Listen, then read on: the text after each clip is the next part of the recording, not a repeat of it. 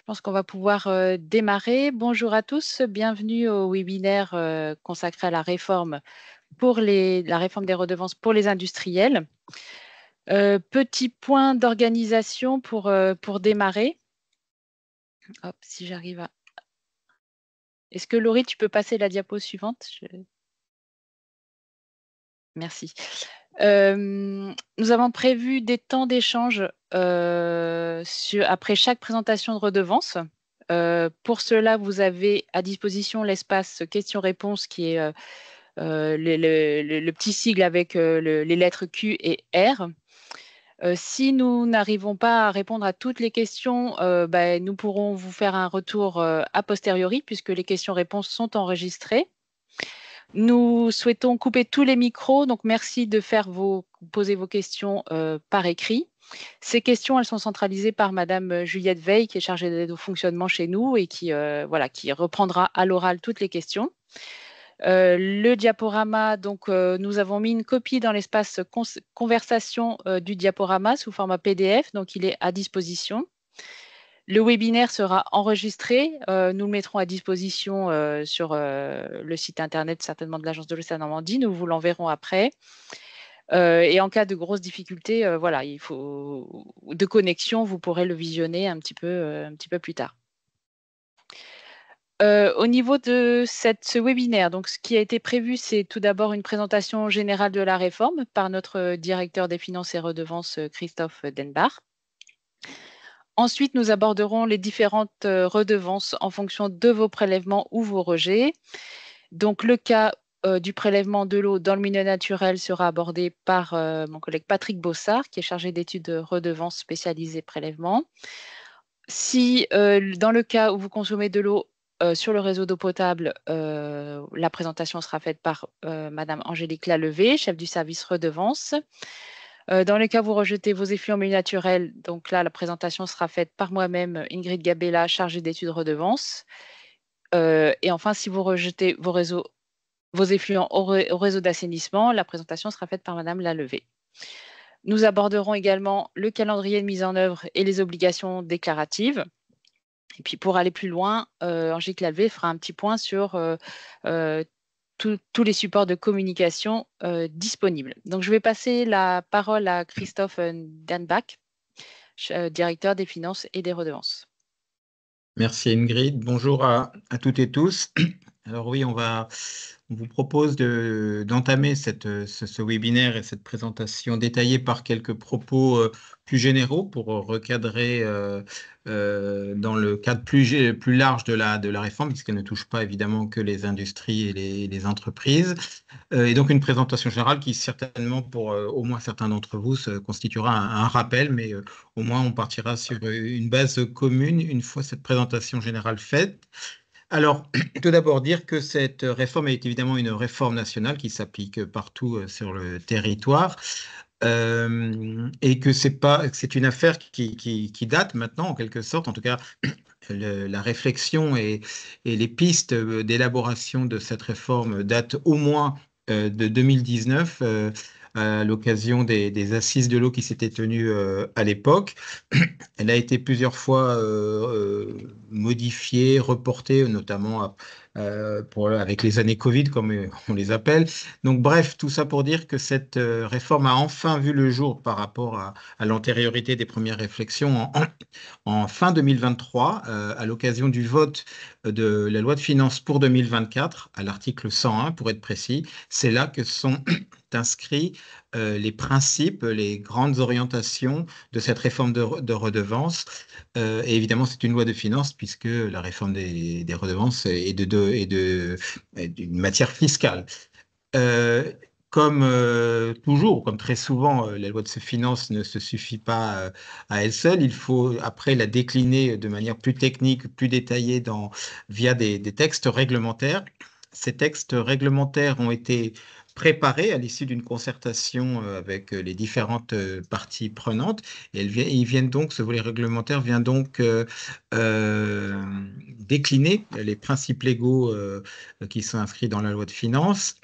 Et Ce travail de concertation de préparation a lieu dans les 6 premiers mois de cette année, au premier semestre 2024, pour aboutir à la publication début juillet des textes d'application, en particulier un décret très important et qui est un peu central, et puis 7 arrêtés plus spécifiques pour les différentes redevances. Donc voilà, donc la réforme des redevances, moyennant quelques derniers ajustements, on attend encore deux arrêtés notamment, eh bien cette réforme des redevances est applicable et est en état d'être mise en œuvre dans quelques semaines maintenant, puisque c'est l'entrée en vigueur, j'ai oublié de le dire, dans les lois de finances, prévoit une entrée en vigueur de la réforme des redevances au 1er janvier 2025. Alors certes, c'est une réforme nationale donc qui concerne les 6 agences de l'eau et aussi les offices de l'eau outre-mer, mais vous connaissez cela, j'imagine, très bien. Les agences de l'eau ont également se déclinent par bassin. Et donc la réforme, il en va de même pour la réforme. Elle est déclinée, si sa structure globale est inscrite dans la loi et dans les textes réglementaires, il n'empêche qu'elle est quand même déclinée au niveau de chacun des bassins, et pour ce qui nous concerne au niveau du bassin Seine-Normandie, par le vote, et c'est un élément très important évidemment, le vote des tarifs des redevances par notre comité de bassin et notre conseil d'administration. C'est chose faite, ça a été chose faite en juillet 2024, donc nous avons le dispositif légal législatif et les tarifs votés.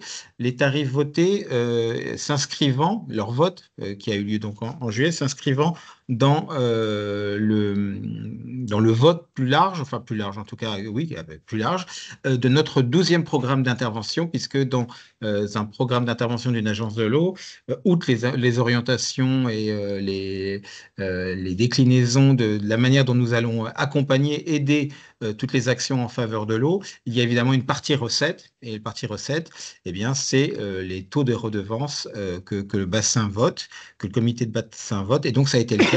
Les nouvelles redevances que l'on va voir dans un instant, eh bien, leurs tarifs ont été votés en juillet 2024 par notre comité de bassin et approuvés par notre conseil d'administration. Et ces votes de tarifs, eh bien, très concrètement, on va en voir la déclinaison pratique, la concrétisation, eh bien, dès 2025, à travers la facturation de l'eau potable et les tarifs qui concernent les 2 autres nouvelles redevances. Je pense particulièrement aux redevances de performance qui, elles aussi, sont nouvelles. Et leur mise en paiement, donc leur visibilité concrète, elle aura lieu en 2026 puisqu'elles se rapporteront à l'année d'activité 2025. Et donc, la facturation au titre de 2025 aura lieu en 2026. En revanche, pour ce qui est de la consommation, c'est quelque chose qui sera immédiatement visible par les uns et les autres dès 2025. Donc voilà, une réforme nationale déclinée au niveau du bassin. Alors, il n'est pas inutile, je pense, de rappeler euh, les principes fondateurs de cette redevance, pourquoi on a fait une réforme des redevances. Et l'objectif était de rendre le dispositif actuel que vous connaissez, de le rendre plus incitatif et également mieux réparti. Qu'est-ce qu'on entend par là? On a voulu, le législateur a voulu, a voulu, à travers cette réforme des redevances, renforcer la visibilité, la déclinaison concrète des principes pollueurs-payeurs et préleveurs-payeurs. Donc, que ça soit plus visible à travers la base imposable, eh bien, que les pollueurs payent selon leur pollution et que les préleveurs payent selon leur prélèvement. Donc, c'est ça qu'on a cherché à renforcer à travers cette loi. Il a été également souhaité de renforcer la valorisation des performances en assainissement, mais également des réseaux d'eau potable. Plus on est performant, bien moins l'impôt est lourd, et inversement, évidemment, il y a une modulation selon la performance qui est inscrite dans les principes des redevances de performance. Autre objectif de cette réforme, il est souhaité de rééquilibrer les contributions entre usagers industriels et domestiques, car l'analyse et le constat qui avait été fait, c'est que l'essentiel de l'effort de l'imposition sur l'eau reposait sur les usagers domestiques, et donc il a été souhaité que les autres usagers contribuent plus qu'il ne le faisait dans le système actuel qui donc va se terminer. Enfin, ce dernier principe qui est venu un peu après dans la construction, puisque les trois premiers principes que je viens d'évoquer, ils étaient là dès 2019, dès 2020, mais il y a également l'élément du financement du plan eau qui, lui, date de 2023. Le plan eau a été annoncé par le président de la République en 2023 avec toute une série de mesures. Et évidemment, la réforme des redevances doit s'inscrire dans la volonté de financer son plan eau et ses différentes ambitions. Elle s'appelle comment? Ah, Rebecca. les micros. Merci.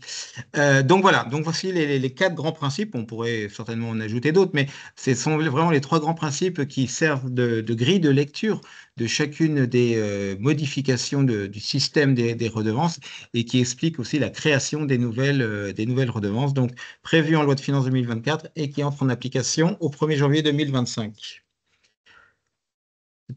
Voilà. Alors, un tout petit peu plus en détail, les principales mesures de la réforme. Donc, on a des suppressions de redevances qui sont remplacées par de nouvelles redevances. Donc, les suppressions des redevances, il s'agit de la redevance pour pollution domestique. Enfin, on va voir, c'est une formulation un peu générale, il y a une exception, mais voilà.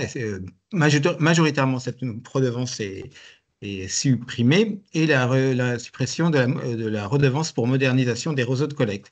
Face à ces deux suppressions, même si évidemment on les supprime, mais en 2025, on continuera de payer les soldes puisqu'on parle, les redevances se font par année d'activité. Donc l'année d'activité 2024 finira d'être payée en 2025. Mais par contre, au titre de l'année 2025, il n'y aura plus de redevances sur ces sujets-là et ils sont remplacés par et c'est ça qui nous intéresse dès 2025, la création d'une redevance pour consommation d'eau potable, avec là une base très simple à comprendre, c'est que tous les abonnés du réseau d'eau potable, dont les industriels abonnés, font partie des assujettis. Également, face à ces deux suppressions, la création de deux nouvelles redevances dites de performance. Alors, une pour la performance des systèmes d'assainissement collectif, où là, ce sont les collectivités responsables des systèmes d'assainissement et du traitement des eaux qui sont les redevables. Et également la création d'une redevance pour performance des réseaux d'eau potable.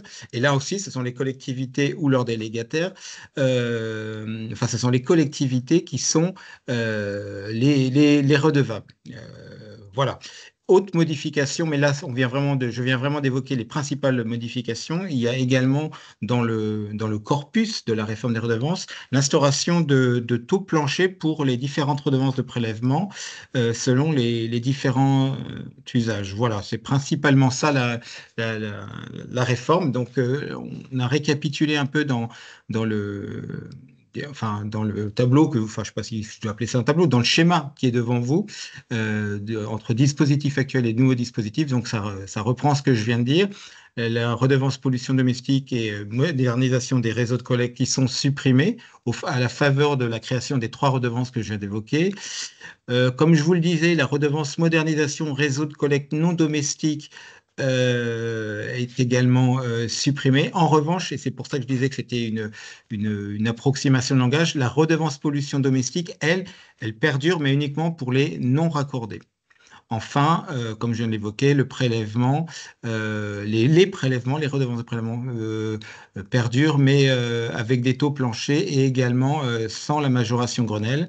Et enfin, et je ne l'avais pas encore évoqué pour le coup, dans la réforme des redevances, avec la réforme des redevances, la disparition des primes pour performance épuratoire. Voilà. Donc, vous avez là les principaux éléments constitutifs de la réforme des redevances qui donc concernent en fait tout le monde, vous, enfin les industriels, mais pas uniquement, hein, vous en tant qu'individu, enfin nous sommes tous concernés, tous les usages sont touchés d'une manière ou d'une autre par une redevance ou une autre par cette réforme et je vous propose après cette présentation générale, bien qu'on rentre un peu plus dans le détail selon le programme qui vous a été enfin, qui vous a été présenté par Ingrid en introduction. On va détailler encore un peu plus que ce que je viens de vous dire de manière générale. Voilà. Et j'en ai fini, Ingrid. Enfin, j'en ai fini pour l'instant. Donc je vais évoquer donc on voit plus le support.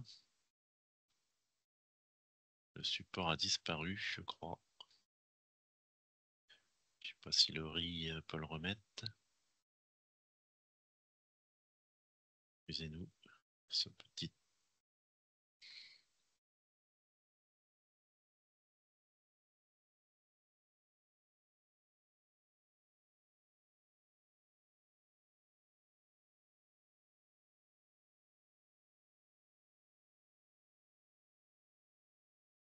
Est-ce qu'il y a moyen de remettre le support ou... Oui, désolée, j'ai eu un petit problème de connexion. Je vous demande 2 petites secondes.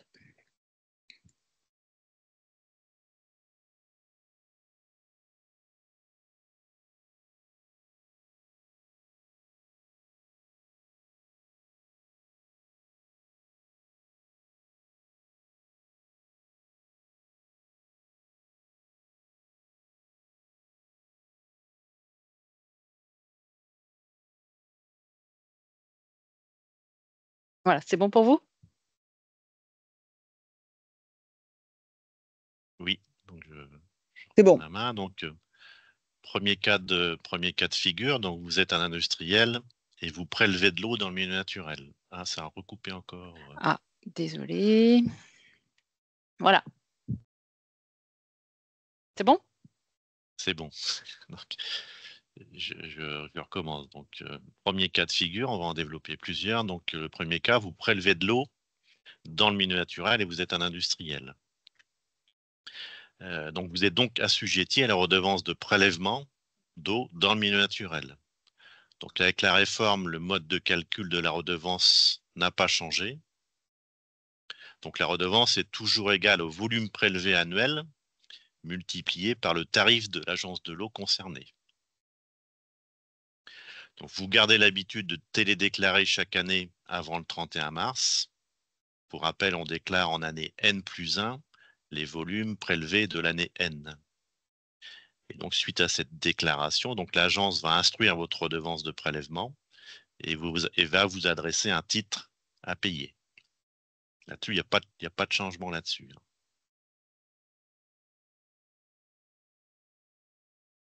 Quelques modifications réglementaires apportées par la réforme concernant le prélèvement, notamment sur la fiabilisation de la mesure des volumes prélevés. Donc, trois majorations sont maintenant directement inscrites dans le Code de l'environnement et seront donc appliquées par les agences en fait. Donc la première, ça concerne l'obligation de comptage, sauf si vous avez une impossibilité avérée, bien sûr. Dans ce cas-là, donc il n'y aura pas de comptage, mais autrement, il y a bien obligation de mettre un dispositif de mesure. Dans le cas contraire, l'agence pourra appliquer une majoration de 60%. Second cas de figure, donc le compteur ou le dispositif de mesure, il doit être conforme en ce qui concerne sa pose et sa durée de maintenance. À défaut, une majoration de 40% sera appliquée. Donc, pour rappel, la maintenance des compteurs, c'est 9 ans pour tout ce qui est compteur neuf et 7 ans si le compteur est simplement diagnostiqué avec un diagnostic de fonctionnement sur un banc d'essai. Et bien sûr, ce diagnostic est positif. Voilà. Et une dernière majoration, donc, qui pourra s'appliquer de 20% si vous ne tenez pas à jour à un registre avec des index mensuels. Donc, cette disposition était déjà présente en fait dans la réglementation, notamment dans l'arrêté de 2011. Et là, la réforme met en place en fait une majoration directement dans le Code de l'environnement si vous n'avez pas de registre.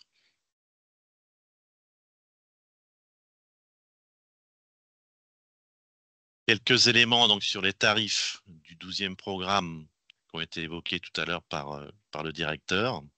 Donc les tarifs à partir de l'année 2025.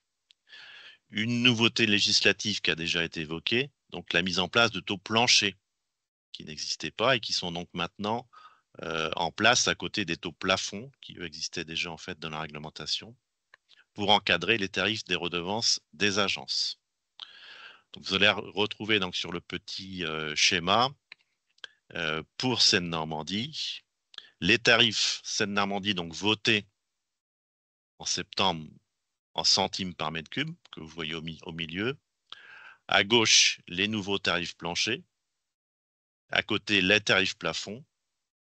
Et je rappelle donc que la catégorie 1 correspond en fait à la zone de base et la catégorie 2 correspond à ce qu'on appelle les zones de répartition des eaux, les ZRE en fait. Donc vous retrouvez sur le tableau les tarifs de l'agence, le taux plancher en catégorie 1, le taux plafond en catégorie 1, et sur la partie à droite, la même chose concernant les ZRE en fait. Donc globalement, l'augmentation pour les usages industriels est de l'ordre de 15% entre le 11e et le 12e programme, à l'exception quand même des tarifs qui ont été surlignés en jaune, où là en fait ces tarifs au 11e programme étaient en dessous des taux planchers. Donc il a fallu à minima les remonter au taux plancher, ce qui est le cas par exemple pour les eaux de surface en autres usages économiques et pour les usages refroidissement. Donc si je prends l'exemple par exemple d'un prélèvement dans un forage en zone de base, donc le tarif 2025, il est de 3 centimes, 795 pour un usage industriel, autre usage économique. Voilà.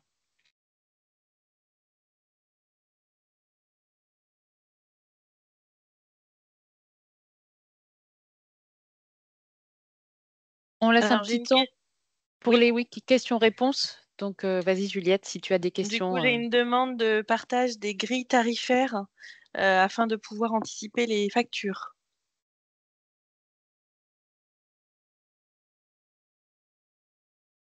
Alors, la grille tarifaire est disponible sur le site internet de l'Agence de l'eau Seine-Normandie.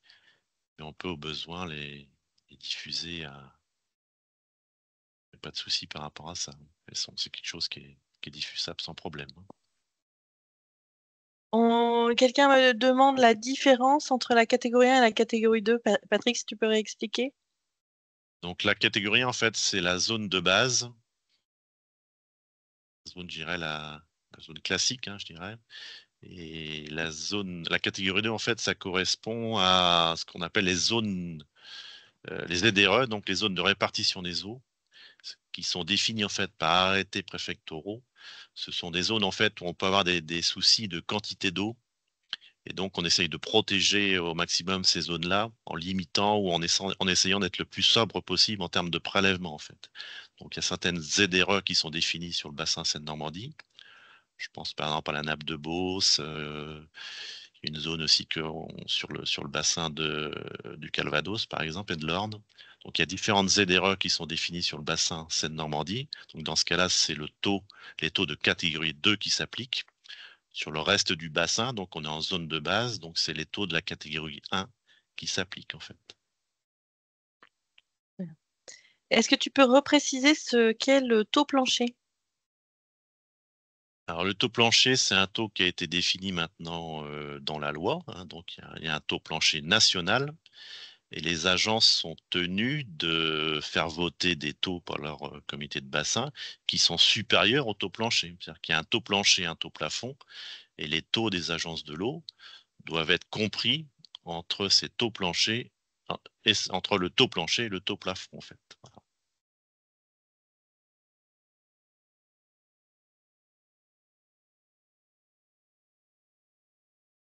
Alors, est-ce qu'il y a une trame spécifique pour le registre mensuel des consommations ou est-ce qu'un suivi Excel peut convenir? Oui, tout à fait, il n'y a pas de trame imposée. Le principal, c'est que ce soit un document, donc soit papier, soit Excel, soit informatique plutôt, qui puisse être conservé plusieurs années, 3 ans minimum, avec tous les éléments nécessaires, donc des index mensuels, les caractéristiques du compteur, les index en cas de panne ou de remplacement. Donc il y a un certain nombre d'éléments qui sont précisés dans le décret. Mais en fait, le support en lui-même, il est libre en fait. Donc l'agence Seine-Normandie a mis sur le site internet un modèle, notamment pour la profession agricole, mais qui peut être utilisé par qui veut en fait. Mais un simple fichier Excel peut suffire. La condition, c'est qu'on puisse, lors d'un contrôle, par exemple, le contrôleur doit pouvoir y avoir accès. Donc, il faut avoir un moyen de lui présenter les éléments de ce tableau de registre, en fait, sur les 3 dernières années. Oui, peut-être c'est important, Patrick, de préciser qu'effectivement, ça devient une obligation réglementaire alors que ça ne l'était pas précédemment. Alors ça l'était en fait, hein, ça l'était en fait, parce que c'était bien précisé dans l'arrêté de 2011 qu'il fallait bien tenir un registre.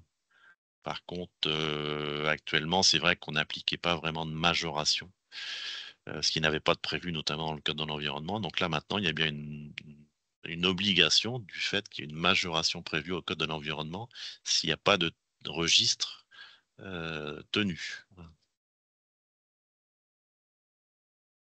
Est-ce que les anciennes redevances se cumulent avec les nouvelles redevances ou bien sont-elles remplacées?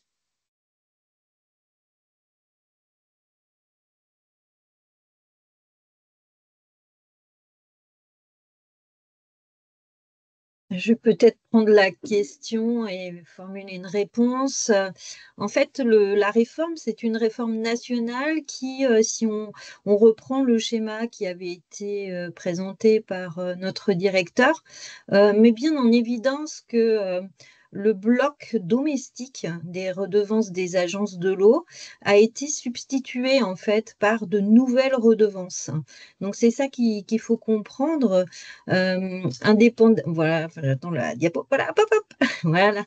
À gauche, vous avez le dispositif actuel donc, qui est issu de la loi sur l'eau et les milieux aquatiques, donc qui prévoyait en rouge un bloc qu'on appelle le bloc domestique de ces redevances, qui subit en fait finalement le plus d'évolution avec cette réforme, puisque ces redevances pollution domestique, modernisation des réseaux de collecte ou modernisation de collecte non domestique sont en fait substituées par de nouvelles redevances qui n'ont pas les mêmes assiettes ou les mêmes objectifs. Et ça, on va le redétailler redevance par redevance. Donc, il s'agit bien d'une substitution, même si l'année de facturation 2025 est un petit peu particulière.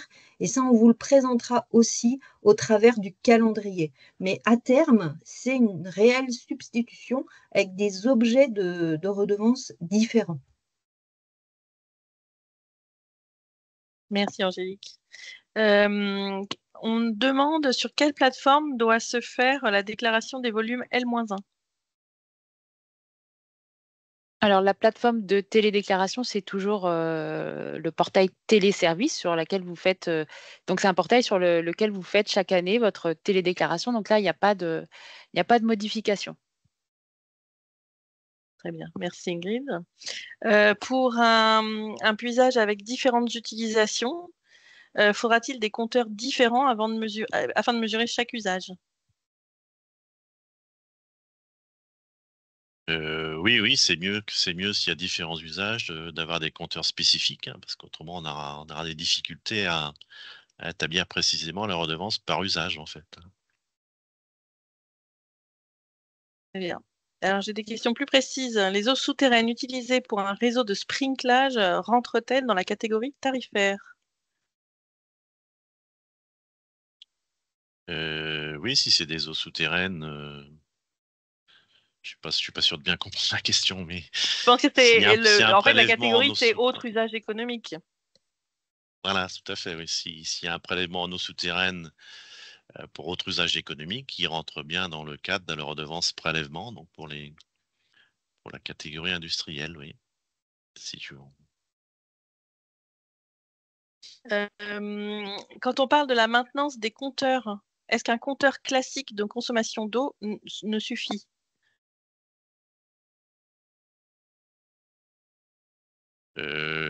Oui, je dirais il y a un compteur d'eau homologué, bien sûr, hein, je dirais, il y a pas de souci à ce qu'il puisse servir donc à la mesure en fait des volumes prélevés. Donc, je ne vais pas rentrer dans le détail là, mais il y a différentes catégories de dispositifs de mesure. Donc vous avez le compteur d'eau par exemple volumétrique que vous connaissez un peu, notamment parce que c'est celui qu'on trouve aussi chez les particuliers. Vous pouvez avoir des dispositifs un peu plus complexes qu'on appelle les débitmètres électromagnétiques. Donc tous ces dispositifs de mesure peuvent être mis en place pour le comptage du prélèvement en fait. Est-ce que les preuves doivent être apportées par les industriels pour ne pas avoir de majoration? Comment, en fait, on va vérifier leur déclaration?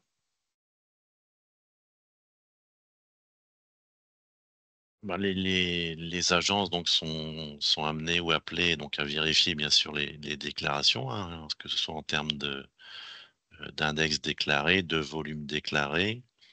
Donc une petite nouveauté dans les déclarations à partir de l'année 2025. Donc on vous demandera si vous tenez à jour un registre. Donc ça sera un système de cases à cocher. Donc on est sur un système déclaratif, hein. Par contre, les agences font aussi des contrôles, hein, régulièrement, et donc peuvent être aussi amenées à vérifier les déclarations.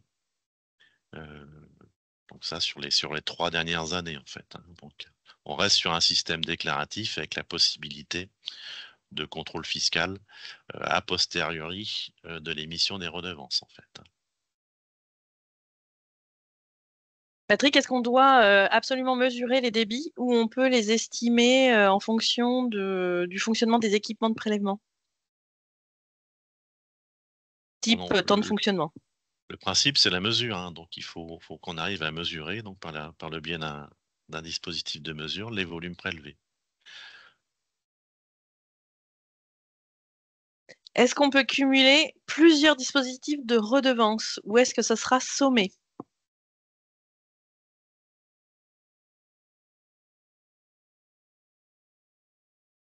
Alors, la réponse, enfin, la question nous semble un petit peu imprécise. Enfin, si il s'agit de poser la question des différents usages en prélèvement, eh bien, ça dépend de chacune des sources d'alimentation du site industriel, hein. Donc, je pense qu'on peut avoir plusieurs usages différents sur un site industriel. Donc, on sommerait les différents usages. Patrick, j'espère que je ne dis pas de bêtises, mais ça me semble assez logique.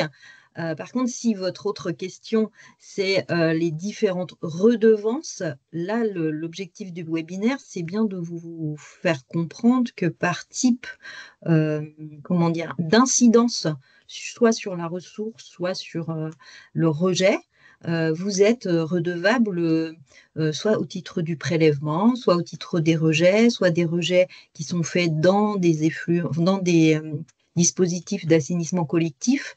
Et c'est vraiment l'idée de vous présenter ces différents cas de figure qui se déclinent après site industriel par site industriel.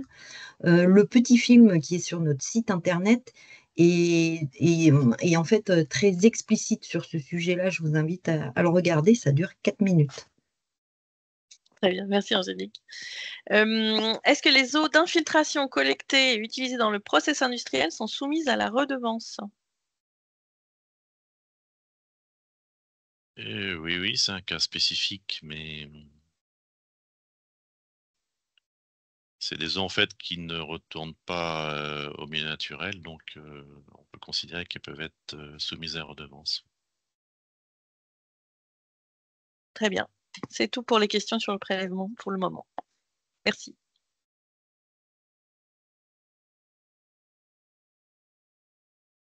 Alors, c'est moi qui prends la parole. Donc, bonjour à tous. Le cas de figure qu'on va vous présenter cette fois en termes de redevabilité est celui pour lequel vous avez un site industriel pour lequel une partie de l'alimentation en eau potable est issue du réseau d'eau potable communal.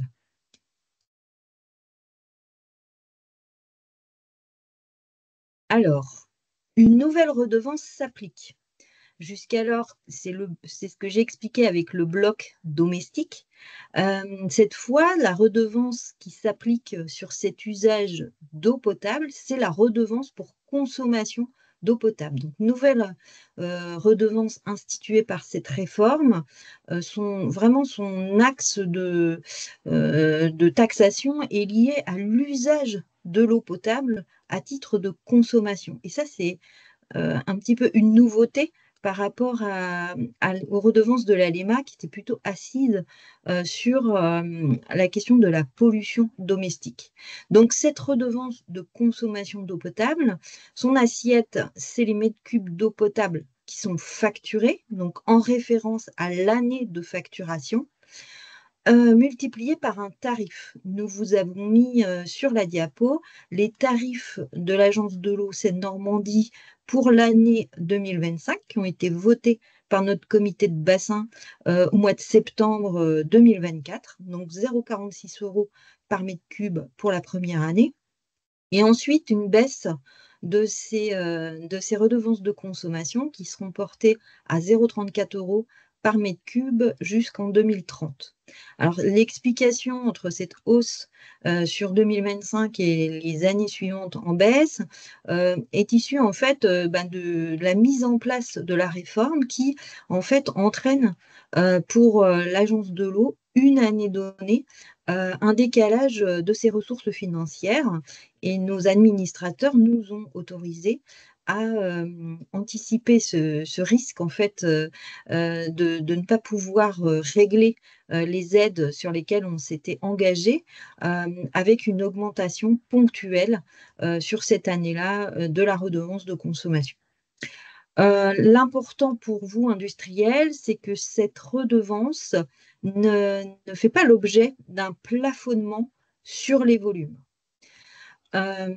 Cette redevance, elle ne sera pas déclarée annuellement à l'agence de l'eau. Hein, c'est une redevance qui va apparaître sur la facture d'eau auprès de votre fournisseur d'eau potable dans la ligne organisme public. Alors, cette redevance, elle a la particularité, comme je le disais, d'être assise sur la référence à la facturation. C'est-à-dire que quelle que soit la période de consommation, ce sont les volumes qui sont facturés à partir du 1er janvier qui entrent dans ce nouveau dispositif des redevances des agences de l'eau. Donc, vous verrez apparaître cette redevance sur les factures d'eau dès 2025. Pour ce qui concerne des cas spécifiques en industrie, on vous a mis le cas de la distribution d'eau brute industrielle, bien que sur certains sites, elle soit destinée à la consommation humaine. Le redevable étant identifié par le biais du Code général des collectivités territoriales, il ne s'applique pas sur ces établissements distributeurs qui ne sont pas des collectivités. Dans ce cas, il n'y a pas de facturation de la redevance de consommation d'eau potable. Est-ce que vous avez des questions sur ce sujet? Angélique, on demande si les coûts annoncés sont hors taxe ou ils ne sont pas appliqués et ils ne sont pas concernés par la TVA. C'est vraiment une super question. Merci. Je ne sais pas si mes amis peuvent m'aider sur ce sujet-là. J'essaye de réfléchir rapidement, mais je pense qu'on vous donnera une réponse fiabilisée à l'issue du webinaire et on la mettra sur notre site en fait, parce que je ne voudrais pas m'avancer carrément. Ok, merci. Pour ce qui est des factures, comment ça se passe quand les volumes sont facturés de juin à juin, par exemple? C'est ce qu'on disait par référence à l'année de facturation. C'est-à-dire qu'en juin 2025, vous allez recevoir la relève des consommations de juin 24 à juin 25. Et c'est bien les tarifs de la redevance de consommation, puisque vous êtes dans le cadre d'une émission de facture de 2025, qui s'appliqueront. Pour ce qui est de la TVA, ça me revient, en fait, évidemment, nos tarifs à nous, ils sont hors TVA. Et la rubrique organisme public, je pense, est sortie je revérifierai dans l'arrêté facturation, de l'éligibilité à la TVA. Pour les industriels qui sont alimentés en eau potable pour leurs usages industriels et domestiques, seront-ils assujettis à cette redevance pour la consommation d'eau potable? Alors, j'ai pas exactement, si tu peux reformuler le cas Oui, dont bien il s'agit. sûr. Les Ouais. industriels qui utilisent de l'eau potable, que ce soit pour leur usage domestique ou leur usage industriel, sont-ils bien soumis à Oui. cette redevance de consommation d'eau potable? Oui, dès lors que cette eau potable vient du réseau d'une collectivité, oui. Très bien. J'ai une question sur les compteurs pour Patrick. D'où vient en fait le changement de compteur tous les 9 ans? Quid des industriels qui ont par exemple une périodicité de changement tous les 15 ans? Alors, les délais de maintenance, en fait, ils sont dans la partie réglementaire, dans un arrêté en fait, de décembre 2011, donc qui n'a pas été modifié sur cette partie-là via la réforme, en fait. Donc, les délais de maintenance ne changent pas. Donc, hein, on est bien sur 9 ans si vous remplacez votre compteur par un dispositif neuf. Et si vous préférez faire un diagnostic du dispositif de mesure en place, un diagnostic de fonctionnement, donc sur un banc, le délai est de 7 ans, en fait. Donc, ces délais n'ont pas changé. Ils sont dans la réglementation, dans l'arrêté de décembre 2011, en fait. Et l'autre partie, c'était 15 ans, c'est ça? Je sais pas trop. Oui, un industriel qui a une périodicité de changement de ses compteurs tous les 15 ans.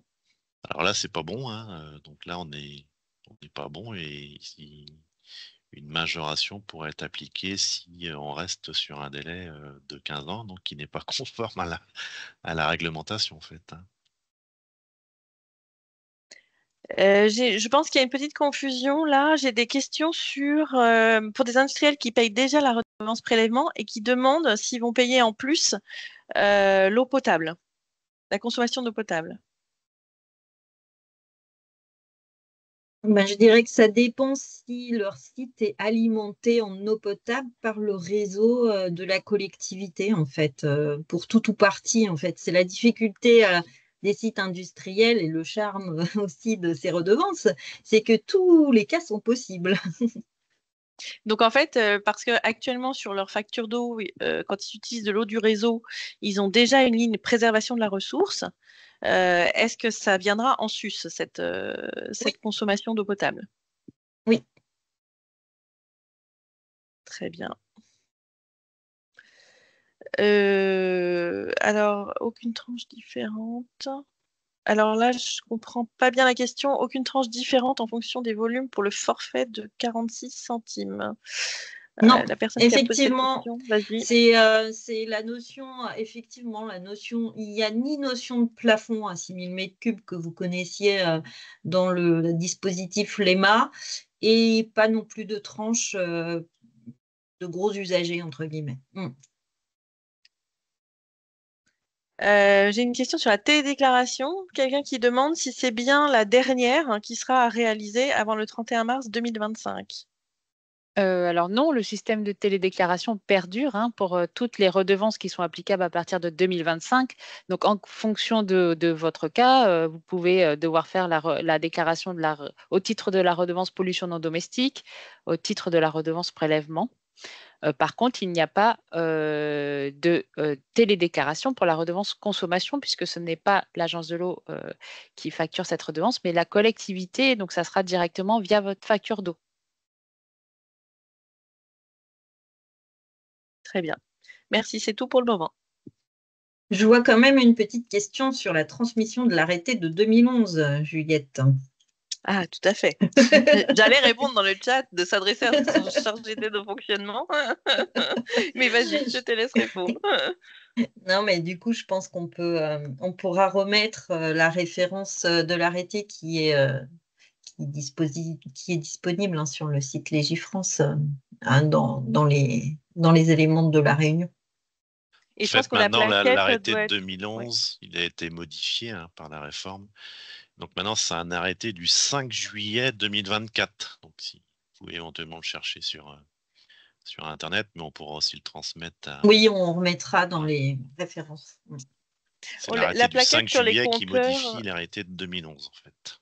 la plaquette sur les compteurs doit être disponible sur notre site aussi? Oui, oui, oui. On va vérifier, ouais. Très bien. Est-ce qu'il existe une liste des prestataires agréés pour vérifier, pour faire le diagnostic tous les 7 ans? Tout à fait, en fait. Il faut que le diagnostic soit réalisé en fait par ce qu'on appelle un organisme habilité. Et donc, il faut retrouver sur le site des agences les organismes en fait qui ont déposé un dossier pour avoir l'agrément, donc l'habilitation, pour pouvoir faire ces diagnostics. Donc, Que les se passe-t-il listes, si le diagnostic est fait par un organisme non agréé? bah, comment dire, il peut pas être pris en compte. Voilà, il sert à rien. Voilà. Très bien. Et j'ai une question sur la maintenance des compteurs. Quid des compteurs externes qui dépendent de la collectivité?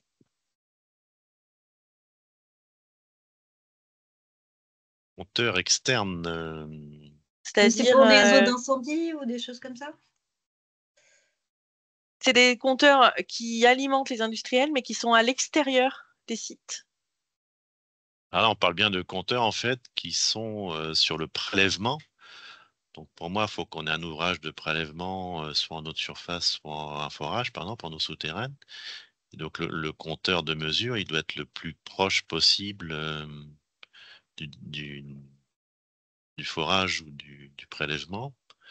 Donc je comprends pas Ah trop oui, non, la question, comment. en fait, c'était, il parlait des compteurs d'eau potable, en fait, les compteurs d'eau potable de la collectivité. Alors le compteur d'eau potable, il est généralement de la responsabilité de la collectivité, donc il est souvent posé en limite de propriété entre le réseau public et puis la parcelle de l'industriel en fait. Hein. Il y a peut-être différents cas de figure où vous pouvez retrouver le compteur à l'intérieur de la parcelle de l'industriel, mais c'est bien le compteur là qui sert en fait qui sert à la collectivité pour définir en fait son volume d'eau potable consommée par l'industriel en fait. C'est pas du tout, on n'est pas du tout dans le prélèvement là. On est dans la consommation d'eau potable. C'est bien de la responsabilité de la collectivité. Généralement, oui, oui, oui. Très bien. Bon, je pense que cette fois, je n'ai rien oublié, Angélique.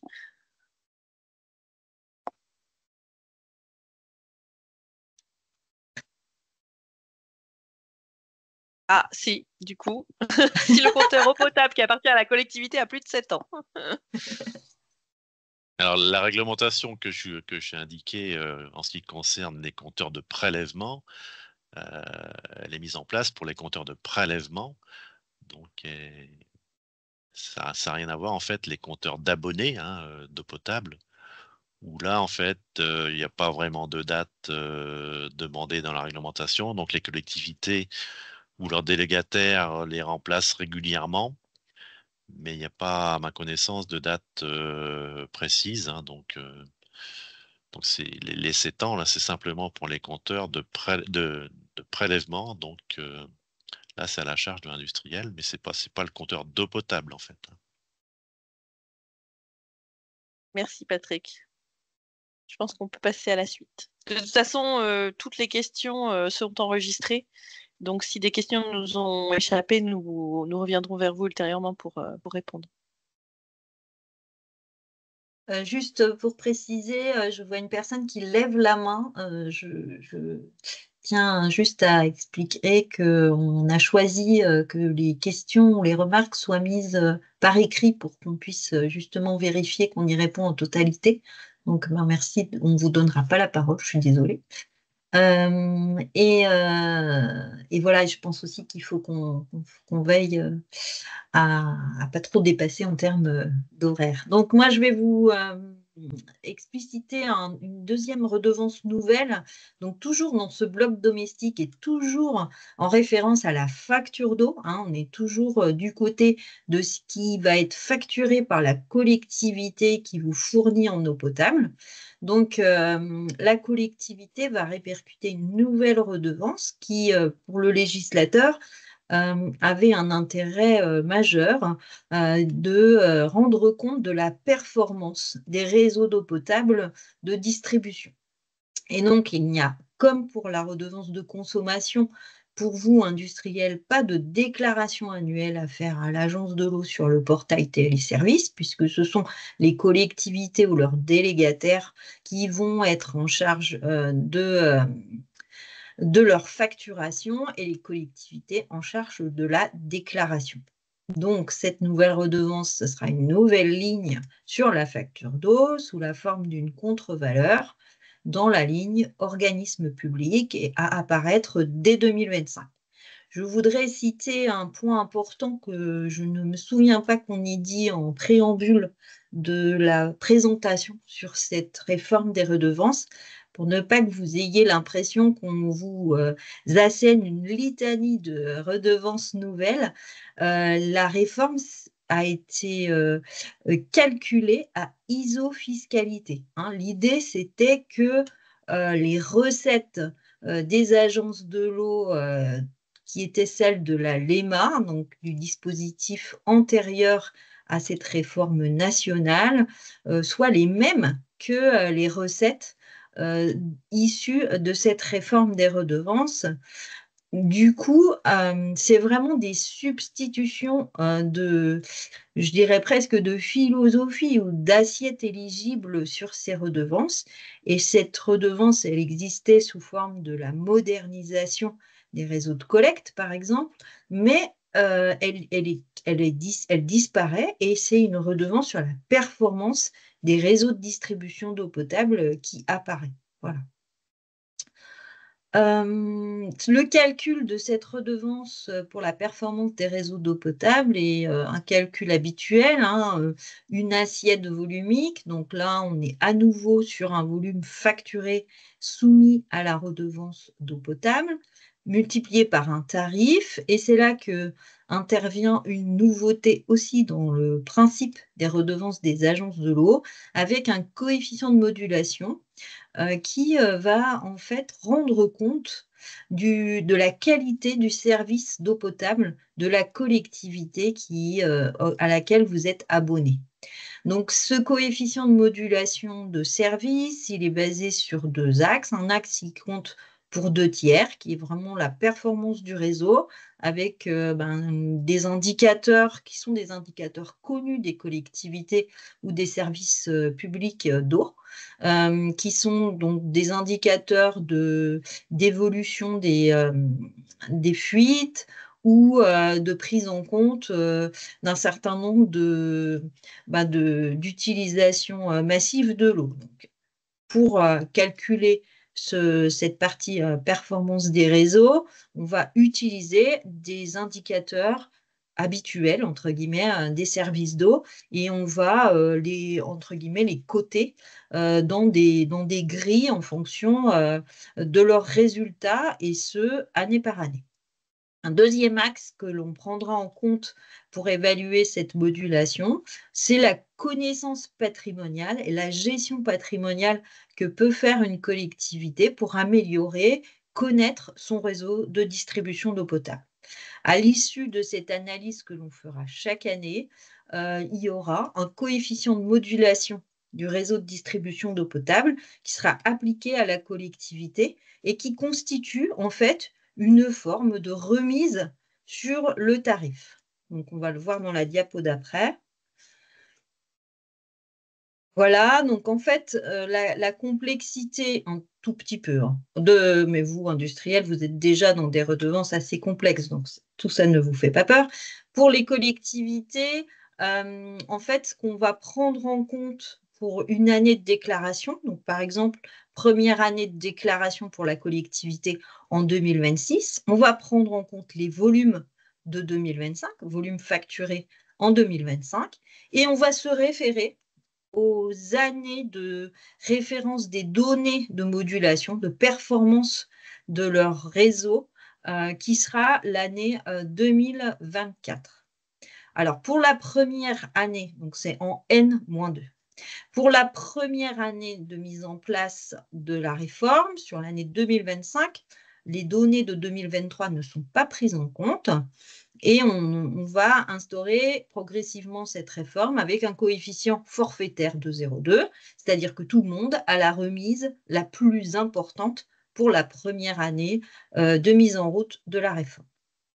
Les indicateurs pour définir les critères de modulation sont issus en fait d'un outil partagé avec les services de l'État qui s'appelle SISPA, qui est un outil qui était déjà utilisé, une base nationale de collecte des données sur l'eau, qui était déjà utilisée par les collectivités pour rendre compte à leurs citoyens, au travers d'un rapport annuel, la performance de leur distribution d'eau potable. C'est une nouvelle charge pour les collectivités et elles vont pouvoir la répercuter donc, sur tous les usagers pour financer le service rendu sous forme de ce qu'on appelle une contre-valeur parce qu'elles vont recalculer finalement la charge du service. Voilà, donc simplement pour expliquer que la contre-valeur, c'est un supplément de prix qui est égal au montant de la redevance que la collectivité estime chaque année, divisé par le volume vendu aux usagers. Donc la différence entre appliquer un tarif et appliquer une contre-valeur, c'est prendre en compte, par exemple, des situations d'impayés ou des difficultés d'estimation de coefficients ou de volume sur les années, puisqu'on fait un peu de la prédiction quand on fixe un tarif, par exemple, au mois de septembre, applicable à partir du 1er janvier. Ce qu'il faut retenir pour vous, industriels, par rapport à cette nouvelle ligne que vous verrez sur la facture, la collectivité qui a une bonne performance a une redevance qui est minorée. Nous vous avons mis ici les tarifs bruts qui ont été définis par l'Agence de l'eau, par ses administrateurs donc, au mois de septembre. Donc, vous avez la visibilité sur les 6 années du programme. Ce sont des euros par mètre cube avec la notion de tarif brut, puisque pour l'année 2025, ce tarif est à multiplier par le coefficient de modulation dont je vous ai expliqué l'origine dans les diapos précédentes, et il est de plafonner à 0,2, remise maximum pour tout le monde en 2025. En 2026, il se référera aux indicateurs réels de la collectivité et, comme je l'avais présenté dans la fresque du temps, ces indicateurs, ce seront les indicateurs de performance des données 2024 de la collectivité.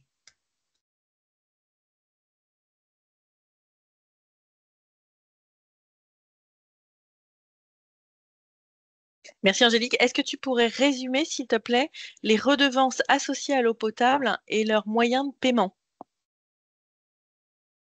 Alors, résumer, ça va être compliqué puisqu'il faut être précis. Mais sur la facture d'eau potable, pour un industriel qui est abonné à l'eau potable de la collectivité, il y aura la redevance de consommation et la redevance de performance d'eau potable. Ça, c'est vraiment le premier cas de figure. Sera également répercuter la redevance de prélèvement de la collectivité. Donc voilà, ça c'est le premier cas. Après, en fonction des rejets du site industriel, on le verra dans la deuxième partie de la présentation, peut s'ajouter une autre redevance dite de performance d'assainissement. Et on est d'accord, Angélique, que toutes ces redevances liées à l'eau potable sont perçues sur les factures d'eau? Oui. Très bien. J'ai une question d'une pisciculture, Patrick, pour toi. Comment mesurer le volume d'eau prélevé dans la rivière qui est en totalité rejeté, restitué à la rivière par la pisciculture? Donc là, c'est un cas spécifique et on va parler un peu des exonérations parce que j'ai vu une autre question là sur une exonération. Donc l'article en fait qui traite des redevances de prélèvement, donc c'est l'article en fait L213-9 du Code de l'environnement. Et avant les réformes, mais je dirais ça n'a pas changé avec les réformes, il y a un certain nombre d'exonérations qui sont prises en compte. Et donc, il y a notamment l'aquaculture, donc qui est soumise à exonération, donc il n'y a pas de redevance spécifique par rapport à ça. Il y a la géothermie, que je vois qu'il y a une question par rapport à Oui, ça. tout à fait. Et aussi le prélèvement en eau de mer, donc qui est soumis à exonération. Donc, c'était déjà prévu dans l'article 213-19 et ça n'a pas bougé. Donc, ces trois spécificités seront toujours exonérées de la redevance de prélèvement des agences de l'eau. Très bien. J'ai une question sur la liste des redevables directs, c'est-à-dire qu'auparavant, la liste des redevables directs était publiée sur le site internet, hein, et les collectivités facturaient les autres industriels. À partir de 2025, qui va facturer les industriels? Est-ce que c'est l'agence ou le distributeur? Alors, il n'y a plus de liste de redevables directs publiée, donc on vous l'expliquera un petit peu plus tard dans la présentation. Voilà, il y a plus de. En fait, cette liste de redevables directs, elle existait parce que il y avait un système de basculement de régime de redevance quand un industriel était sous les seuils de redevabilité au titre de la redevance pollution non domestique, il basculait dans le régime pollution domestique. On pouvait le facturer directement ou pas, et on devait publier cette liste auprès des collectivités. Donc ça n'existe, ce système-là n'existe plus. Donc, il n'y aura plus de liste de redevables directs. Et je vous rappelle que pour la redevance consommation, tous les industriels seront facturés dès lors qu'ils sont abonnés à un réseau public d'eau potable. Alors, est-ce que les coefficients de modulation pourront être communiqués aux industriels en amont afin qu'ils puissent budgétiser leurs factures? Alors, je comprends bien l'intérêt de cette question, mais je n'ai pas en tête dans le dispositif réglementaire actuel qui est une obligation sur ce sujet-là.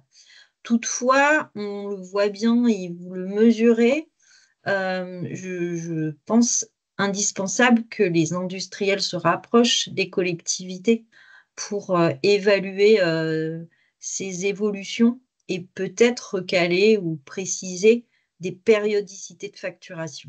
Donc, je pense que c'est à mettre dans une discussion un peu contractuelle avec la collectivité. Je n'ai pas en tête d'obligation réglementaire sur ce sujet-là, mais j'avais entendu une demande et une évolution possible.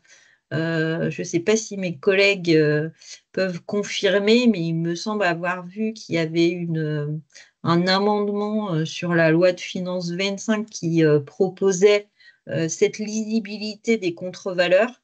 Mais à l'heure actuelle, je n'ai pas vu le texte. Parce qu'effectivement, on a la remarque du fait que les industriels deviennent dépendants des collectivités pour ces redevances. Ouais, et c'est vrai que ces redevances de performance, c'est quand même un petit peu nouveau aussi parce que même pour les habitants, en fait, ça introduit en fait un tarif de l'eau qui est différencié selon la qualité du service, enfin l'efficacité ou comment dire la performance des services de distribution. Tout à fait. Très bien, merci. C'est tout pour le moment.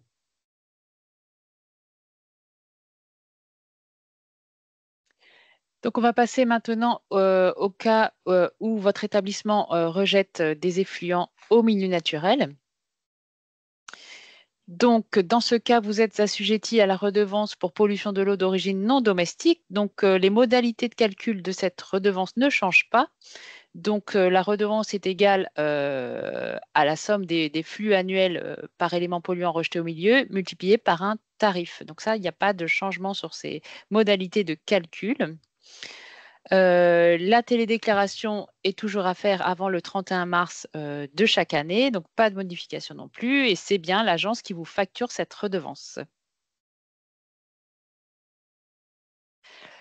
Au niveau des tarifs, il a été décidé par le conseil d'administration et le comité de bassin de l'agence de l'eau Seine-Normandie de faire une stabilité des tarifs entre le 11e programme et le 12e programme et pendant toute la durée du 12e programme. Donc, les tarifs qui étaient appliqués en 2024 seront les mêmes jusqu'à la fin du 12e programme, sauf révision, mais voilà, c'est ce qui a été prévu. Les zonages des tarifs sont inchangés. Donc, sur le bassin Seine-Normandie, il y a 3 zones, zone de base, zone moyenne et zone renforcée. Donc là, il n'y a pas de modification. Ce qui change en fait avec la réforme, c'est que premièrement, on n'a plus de bascule du régime de pollution non domestique vers le régime de la pollution domestique pour les industriels qui sont sous les seuils de redevabilité. Donc actuellement, on calculait votre redevance pollution non domestique.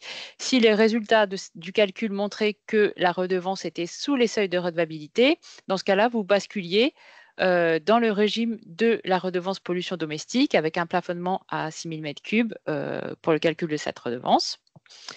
Donc ça n'existe plus, c'est-à-dire que maintenant, si vous êtes sous les seuils de redevabilité, vous ne payez pas de redevance pollution. Donc voilà, donc il n'y a plus d'établissement de la liste des industriels directs qu'on faisait chaque année. Donc je crois qu'il y a quelques collectivités qui sont connectées à ce webinaire. Voilà, il ne faut pas attendre de l'Agence de l'eau la publication de cette liste, elle n'a plus lieu d'être. Modification pour les établissements au suivi régulier des rejets. Donc, la loi de finances a prévu une majoration de 40% de l'assiette de redevance dans le cas où un établissement ne respecte pas son obligation de mise en place d'un dispositif de suivi régulier des rejets ou alors qu'elle ne fait pas contrôler à minima tous les 2 ans son dispositif de suivi régulier des rejets par un organisme extérieur. Il y a également une modification dans la loi au niveau des seuils obligatoires de mise en place du suivi régulier des rejets. Ceux-ci sont désormais encadrés par la loi, c'est-à-dire que la loi définit une valeur mini et maxi de ce seuil. Par contre, les seuils par paramètres restent fixés par décret. Donc ça ne change pas. Et ce qui a été défini pour 2025, c'est que ces seuils sont identiques aux seuils actuels. Donc il n'y a pas de changement. Les seuils obligatoires sont fixés par décret et sont les mêmes que ceux qui existent actuellement. Pour les industriels en rejet mixte, donc là on était, voilà, le cas général c'est je rejette mes effluents au milieu naturel. On a des cas d'établissements qui rejettent une partie de leurs effluents au milieu naturel et une partie vers le réseau d'assainissement de la collectivité. Dans ce cas, on ne taxe au titre de la redevance pollution non domestique que la part des effluents qui est rejetée au milieu naturel. On ne va pas taxer ce qui est rejeté vers le réseau d'assainissement collectif. Je vous écoute si vous avez des questions sur cette thématique.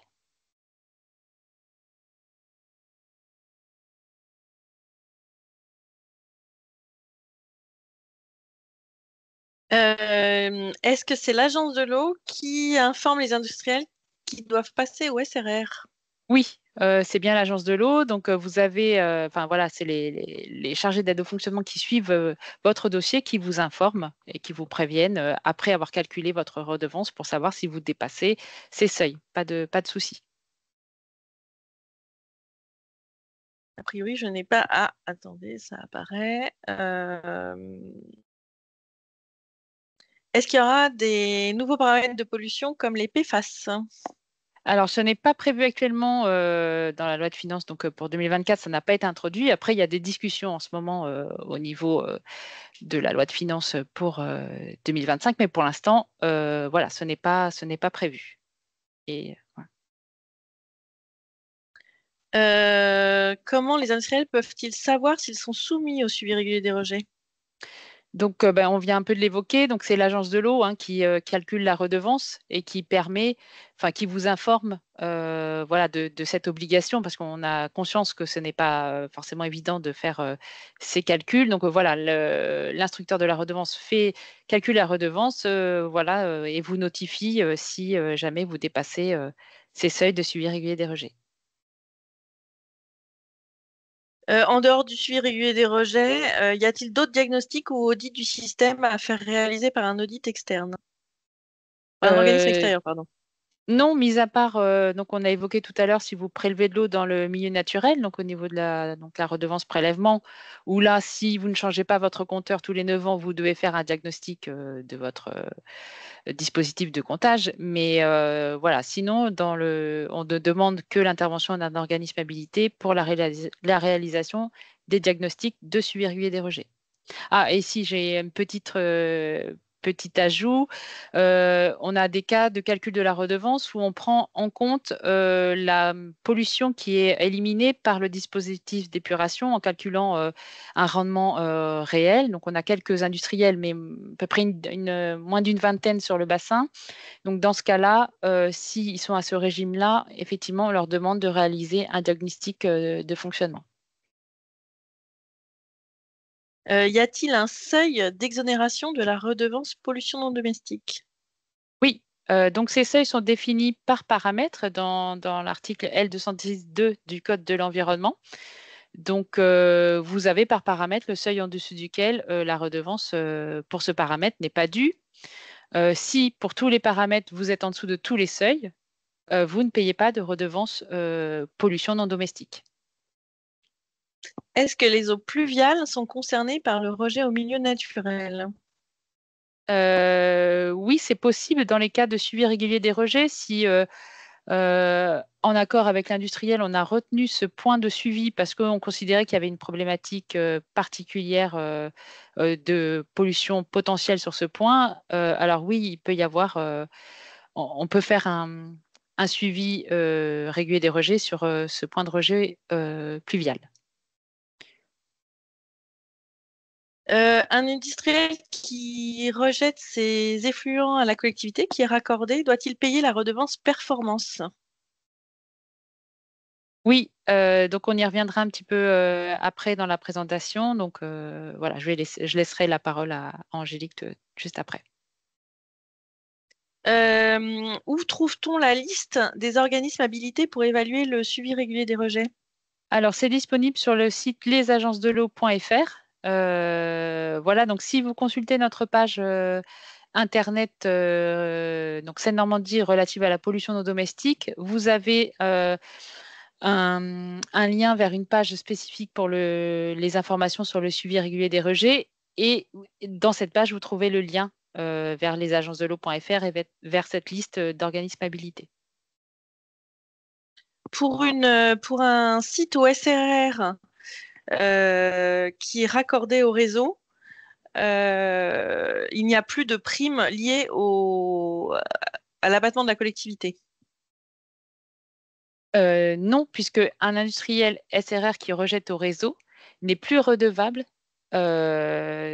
au titre de la redevance pollution non domestique. Très bien. Y a-t-il des modifications pour les SRR qui font déjà un contrôle tous les 2 ans par un organisme agréé? Non, il n'y a pas de modification sur cette thématique. Et y a-t-il des modifications des redevances pour la valorisation des effluents par épandage sur les sols agricoles? Non, il n'y a pas de modification non plus. Là, on demande une clarification sur la diagnostic de fonctionnement. Là, je comprends pas très bien la question. Je pense que c'est les cas des industriels validés, Ingrid, c'est ça, non? Alors, je ne sais pas. C'était par Donc, rapport à le la question diagnostic sur de les audits. fonctionnement, Ouais. voilà. Donc, on doit faire un diagnostic de fonctionnement du dispositif dans le cadre d'un suivi régulier des rejets. Donc, ça, c'est à faire à minima tous les 2 ans. Donc, la procédure, c'est que vous mettez en place un dispositif de suivi régulier des rejets. L'agence agrée ce dispositif. Donc, la durée, donc c'est agréé jusqu'à prochaine modification. Enfin, s'il n'y a pas de modification, l'agrément est valable tout le temps. Donc, afin de vérifier que le dispositif fonctionne toujours correctement, on demande à ce que les établissements réalisent à minima tous les 2 ans un diagnostic de fonctionnement du dispositif. donc qui rend compte effectivement de la fiabilité des données qui peuvent ressortir de ce dispositif. Donc, pourquoi c'est important de faire diagnostiquer son dispositif? C'est que les données d'autosurveillance qui en résultent servent au calcul de la redevance, qui est fiscale, donc qui influe directement sur le montant de votre redevance. Donc, il est important de faire réaliser ce diagnostic de fonctionnement. Dans le cas d'une pollution évitée validée, alors c'est vraiment un cas, voilà, sur le bassin Seine-Normandie, ça concerne à peu près 20 établissements, donc c'est pas grand-chose. Donc il y a des cas particuliers où des industries ne sont pas au suivi régulier des rejets. Et pour autant, on calcule la pollution éliminée par leur dispositif d'épuration sur des bases réelles, donc avec une autosurveillance amont et aval du dispositif de traitement. On calcule un rendement et on applique ce rendement pour le calcul de la redevance. Et dans ce cas aussi, il faut que le dispositif soit contrôlé régulièrement. J'ai une question là, mais je pense qu'en fait, c'est une petite confusion. Une entreprise qui dispose d'une station d'épuration avant rejet au milieu naturel ne pourra plus bénéficier d'exonération. Donc là, en fait, je pense qu'il y a une confusion sur le mot exonération. Oui. Il y aura bien toujours une pollution évitée qui sera déduite. Bien sûr. Alors, je fais un petit rappel donc, des deux régimes de calcul, on va dire, de la redevance pollution non domestique. Donc, soit vous êtes au suivi régulier des rejets et on calcule la redevance sur la base de votre autosurveillance au niveau du rejet avant rejet au milieu naturel. Donc là, tout ce que vous avez mis en place pour le traitement de vos effluents est bien pris en compte puisqu'on se situe à la sortie de la station d'épuration. Et deuxième régime, c'est un régime forfaitaire où là, on va calculer une pollution brute qui est produite par l'activité avant traitement et on va retirer de cette pollution brute la pollution qui est éliminée par votre station d'épuration interne. Donc là, il n'y a pas de changement. Voilà, on prend bien en compte l'épuration que vous réalisez. Et pour l'épandage, Ingrid, parce que j'ai une petite question aussi sur comment on calcule la pollution évitée pour un épandage. Alors, c'est en fonction de la qualité de réalisation de l'épandage. Donc, on a plusieurs catégories, enfin, niveaux de qualité. Donc, en gros, on regarde si vous disposez d'un cahier d'épandage, si vous avez un périmètre d'épandage qui est à jour. Voilà, il y a toute une liste de critères qui sont à prendre en compte pour évaluer la qualité de l'épandage. Donc, pour ça, je vous invite à regarder l'arrêté du 21 décembre 2007 modifié. Donc, dans l'annexe 6, vous avez tout ce qu'il faut pour qu'on considère votre niveau d'épandage. Et quand vous faites votre télédéclaration, on vous pose des questions qui nous permettent d'évaluer l'efficacité de ce dispositif. Une entreprise qui traite ses effluents par débourbeur des huileurs et qui fait analyser l'eau avant rejet vers le réseau, est-elle concernée? Alors, je pense que c'est concerné par le DIAG ou concerné par la redevance, mais on peut peut-être apporter une question pour les deux. Oui, concerné par la redevance, oui, dès qu'il y a mis rejet au milieu naturel, on est concerné par la redevance. Et par le diagnostic de fonctionnement, c'est uniquement si on est au suivi régulier des rejets ou en pollution évitée validée. Voilà. Et pour les carrières, sont-elles concernées par les déclarations de redevance? Alors, si une carrière n'est pas en rejet zéro, oui, elle est concernée par la déclaration au titre de la redevance pollution non domestique. Si par contre, elle tourne en circuit fermé, elle n'est pas concernée. Donc ça, c'est valable pour toutes les industries. Si vous êtes en rejet zéro, si vous n'avez pas de rejet au milieu naturel, vous ne payez pas la redevance pollution non domestique. Peut-être repréciser que les industriels qui sont raccordés à 100% ne paieront plus la redevance pollution non domestique directement à l'agence. Voilà, donc là, on est bien dans le cadre de je rejette des effluents au milieu naturel. Si je ne rejette pas d'effluents au milieu naturel, je ne paye pas de redevance pollution non domestique. Voilà. Merci pour cette précision. Ingrid, je pense que c'est tout, que nous avons fait le tour.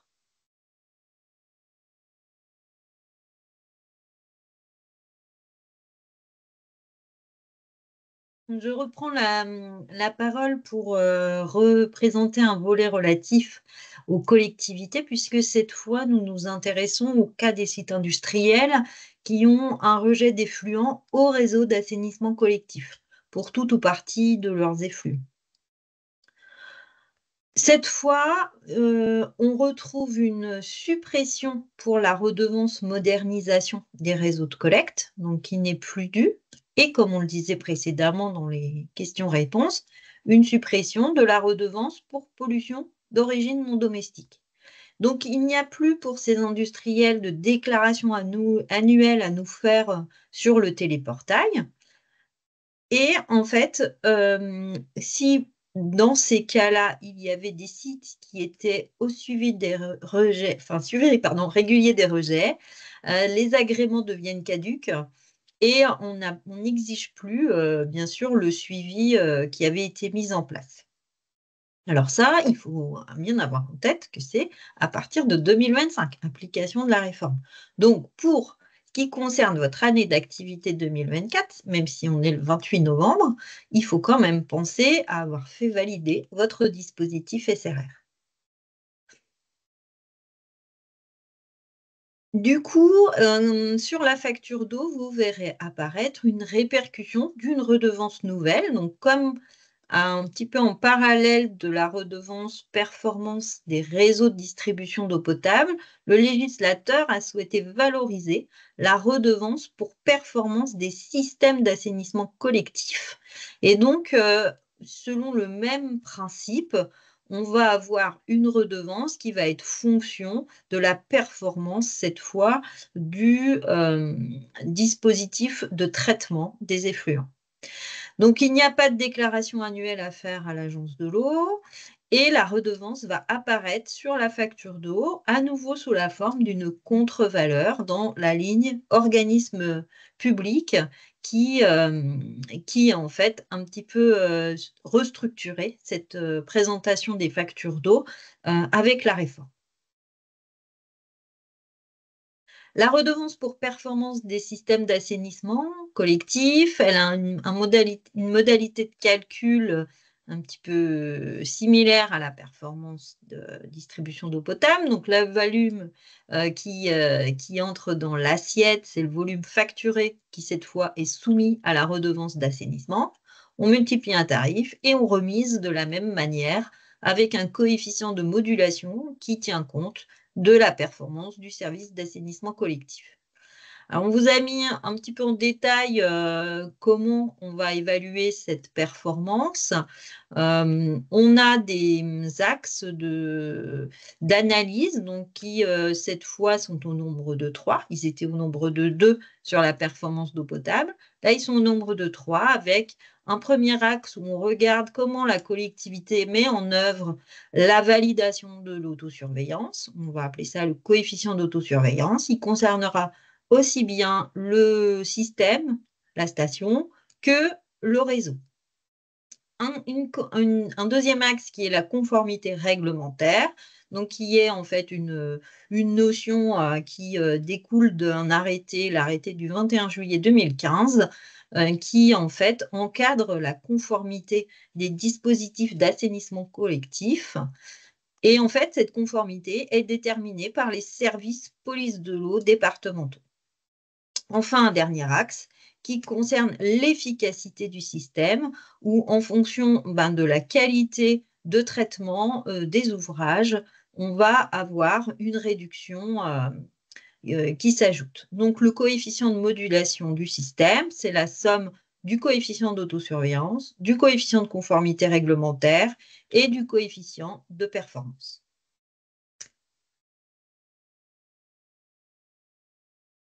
Comme pour la redevance performance de distribution d'eau potable, nous allons calculer la première année de redevance en cours de l'année 2026. Donc, la collectivité va nous régler sous forme d'un titre en 2026 pour l'année de redevance 2025 et sur la base des données N-2, donc pour la première année données 2023.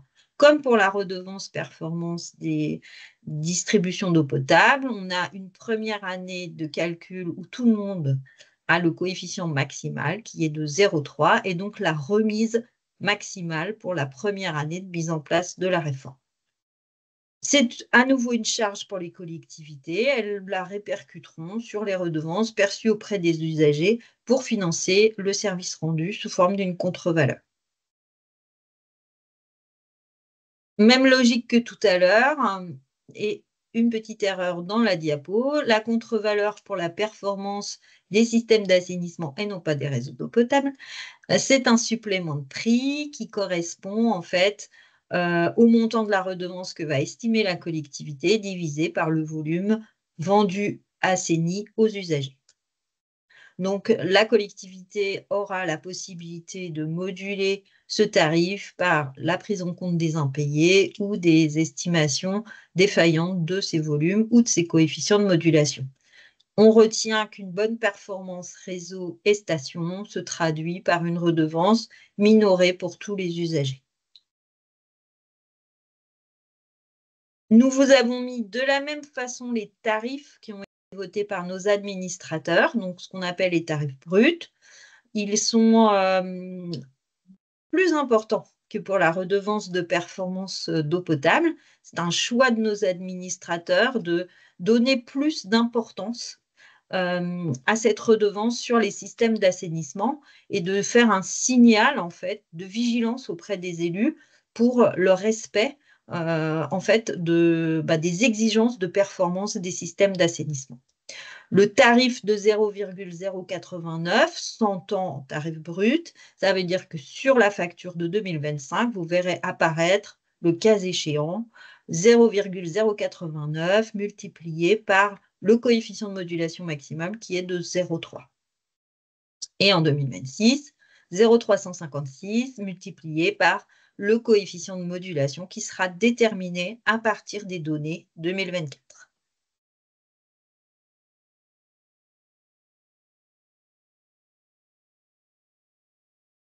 J'ai une question qui rejoint un petit peu la question de tout à l'heure pour la performance eau potable. Comment les industriels peuvent-ils connaître les niveaux de performance des collectivités? Moi, je vais faire la même, la même réponse. Je pense que voilà, il faut vraiment engager une discussion, je pense, avec les collectivités sur ces questions-là.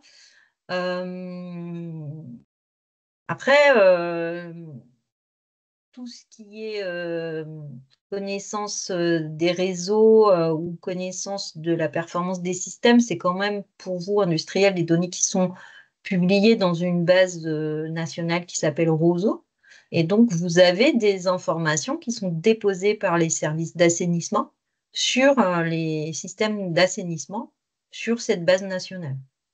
Comme tout à l'heure, nous avions des informations sur la base nationale 6PA. Donc, c'est accessible à tous. Est-ce que cela entraîne des changements entre les conventions sur la qualité des rejets qui ont été mises en place entre les industriels et les collectivités? Je pense. C'est-à-dire que comme tout à l'heure, il n'y a pas écrit dans le corpus des 8 textes réglementaires qui sont sortis cet été pour décliner l'article de la loi de finances 2024, il n'y a rien d'explicite sur ce sujet-là. Donc, on va être dans du domaine contractuel. Mais voilà, je pense que c'est logique que ces conventions soient revues à cette occasion-là. Après, il n'y a pas de délai, il n'y a pas d'obligation, mais on voit bien, par exemple, que la collectivité qui devient redevable est redevable de l'agence, non pas sur ce qu'elle a encaissé, mais bien sur ce qu'elle a facturé. Donc, la notion d'impayé, un industriel ou un abonné qui ne réglerait pas sa facture, du coup, c'est la collectivité qui est redevable et nous, on ne va pas regarder si la dette est recouvrée ou pas. Donc, on va émettre le titre à la collectivité. Donc, il y a effectivement aussi pour la collectivité nécessité peut-être de couvrir un certain nombre de risques. Une question sur les suivis réguliers des rejets. Est-ce que les agréments SRR devront être conservés quand les industriels sont raccordés? Non, si un industriel est 100% raccordé à une station d'épuration collective, l'agrément devient caduc puisqu'ils ne sont plus assujettis à la redevance pour pollution de l'eau d'origine non domestique et l'agrément servait au calcul de cette redevance. Donc, il n'y a plus de suivi à faire pour l'agence de l'eau. Bien sûr, vous devez continuer votre suivi pour l'inspection au titre des installations classées, bien sûr. Ils seront informés, hein, bien sûr, les Oui. industriels prochainement. Oui. Par rapport au coefficient de modulation, peux-tu rappeler dans quel sens ça va? C'est-à-dire que Ah oui, plus le meilleure la coefficient est collectivité, petit, voilà. voilà, c'est ça, c'est une remise en fait. Donc plus le coefficient est petit et plus le tarif appliqué est faible. Le pire, c'est de ne pas avoir de modulation, puisque du coup, le tarif appliqué, c'est le tarif brut de l'agence de l'eau, puisque le coefficient devient 1. Et là, cette fois, c'est le tarif brut qui s'applique, sans remise. Il y a une question sur le volume d'eau. Si on rejette moins d'eau en effluent que le volume entrant, est-ce que cela est pris en compte pour la redevance? En fait, le volume utilisé, ouais, vas-y Ingrid. Bah, ça dépend comment il veut calculer votre redevance assainissement. Oui. C'est le mètre cube d'eau facturé au titre de l'assainissement. Donc, si votre redevance assainissement est basée sur ce qui rentre dans votre établissement, donc sur le volume entrant, nous, on retient, le calcul au niveau de la collectivité se fera avec ce volume-là. Si par contre, vous avez un calcul de redevance assainissement basé sur le volume sortant, c'est ce volume-là qui sera retenu. Donc, c'est à vous de voir avec votre collectivité comment est calculée votre redevance assainissement. Et du coup, ça rejoint effectivement la question de l'eau potable qui entre comme matière première dans la fabrication des produits et qui n'est pas rejetée. Comment cette quantité est-elle considérée? Alors, il faut regarder comment est calculée votre Ça redevance dépend. assainissement. Voilà, il faut après que vous voyez avec votre collectivité. Donc, c'est possible hein, que normalement, la redevance assainissement, c'est basé sur ce qui est rejeté au réseau, sauf s'il n'y a pas de compteur. Donc, voilà, si vous avez un dispositif de comptage, vous pouvez voir avec votre collectivité pour calculer votre redevance assainissement sur le rejet. Effectivement, j'ai plusieurs questions sur le volume en fait utilisé pour cette redevance. Est-ce que c'est le volume consommé ou le volume rejeté? C'est ce que vient de dire Ingrid, en fait. Enfin, voilà, ça dépend. Voilà, ça dépend des conventions. Mm. Est-ce que vous pouvez préciser ce que c'est ROSO? ROSO, c'est une base nationale en fait qui rassemble toutes les données sur la performance des systèmes d'assainissement collectif. Très bien. Voilà. Attendez, pardon, je vois qu'il y a des nouvelles questions. Donc, un industriel qui rejette ses eaux dans le réseau public après traitement par sa propre station interne et qui rejette dans le réseau public d'eau traitée, donc en STEP public, doit-il payer la redevance performance? En aval de la STEP, c'est-à-dire que ça ne rentre pas dans. Alors, en fait, la question, c'est est-ce qu'il paye une redevance d'assainissement actuellement, en fait. Et on aura un parallélisme entre cette facturation d'une redevance d'assainissement et la redevabilité sur la redevance de performance. Effectivement, la collectivité, aujourd'hui, les industriels qui sont au SRR et qui sont raccordés, la collectivité pourra faire le choix de ne pas tenir compte de ces paramètres, de ces rejets.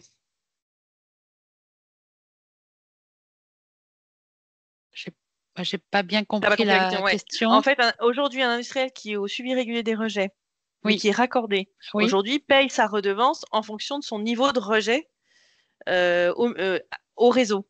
Et demain, en fait, il ne payera plus la redevance en direct, il la paiera à la collectivité. Donc la collectivité pourra ne pas tenir compte finalement de la performance Oui.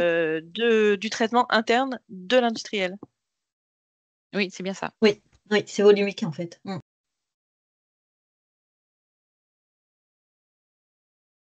Voilà, vous avez tout compris.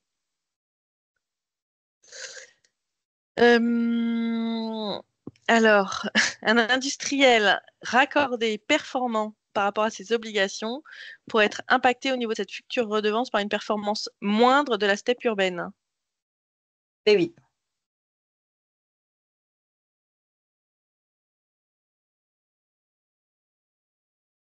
Voilà, je pense que j'ai fait le tour des questions sur ce sujet. Il J'espère. Je vous rappelle que une si on a oublié. ouais. Oui, Il y avait une vas-y, Ingrid, question, tu as vu. cette redevance ne nécessitant plus de déclaration annuelle est-elle appliquée directement sur la facture d'eau? Oui, c'est ce qu'on a dit, c'est bien appliqué directement sur la facture d'eau.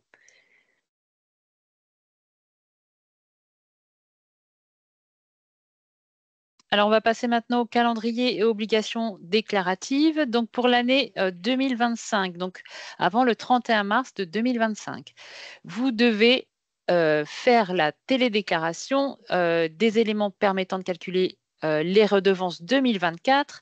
Donc, en fonction de vos rejets et prélèvements, donc ça peut être la redevance pollution non domestique, la redevance prélèvement, peut-être la redevance modernisation. Donc ça ne change pas, c'est ce qu'on vous applique actuellement. Donc avant le 31 mars, ne pas oublier de faire la déclaration annuelle, sachant que les nouvelles redevances seront, les nouvelles modalités de redevance seront déclarées avant le 31 mars de l'année 2026. Donc il n'y aura plus de redevance modernisation à déclarer et vous ne déclarerez que la redevance pollution non domestique que si vous rejetez des effluents au milieu naturel. Donc, pendant l'année 2025, les collectivités vont vous facturer les redevances de consommation si vous êtes abonné à un réseau public de distribution d'eau potable et de performance et assainissement si vous rejetez au réseau d'assainissement. L'agence de l'eau calculera, elle, les redevances et émettra ses redevances 2024 au cours de l'année 2025.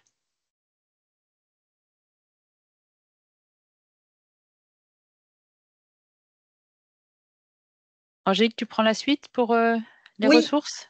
Oui, et en fait, j'étais un petit peu perturbée parce qu'on a dit une bêtise. C'est-à-dire que la base nationale Roseau, elle n'est pas accessible à tout le monde et je vous ai mis l'adresse exacte du portail qui vous permet d'avoir des informations sur l'assainissement collectif de la zone dans laquelle votre site industriel est implanté. Voilà, donc je vous l'ai mis, c'est pas exactement Roseau, c'est le portail de l'assainissement collectif.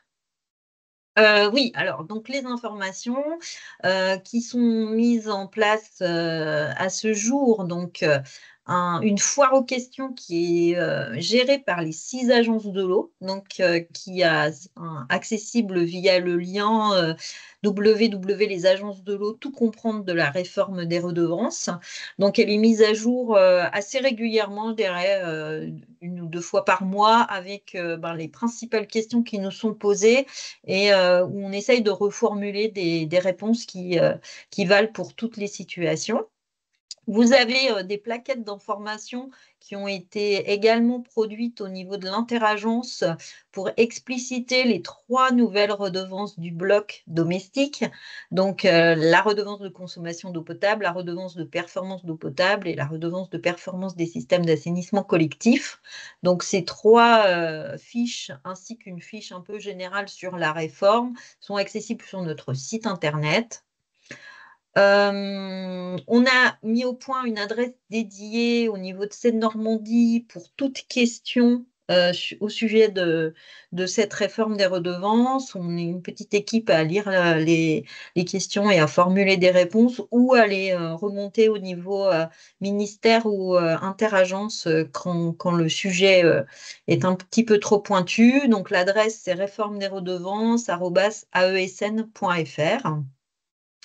Et on vous a mis aussi le lien sur les tarifs, puisque ça nous avait été demandé.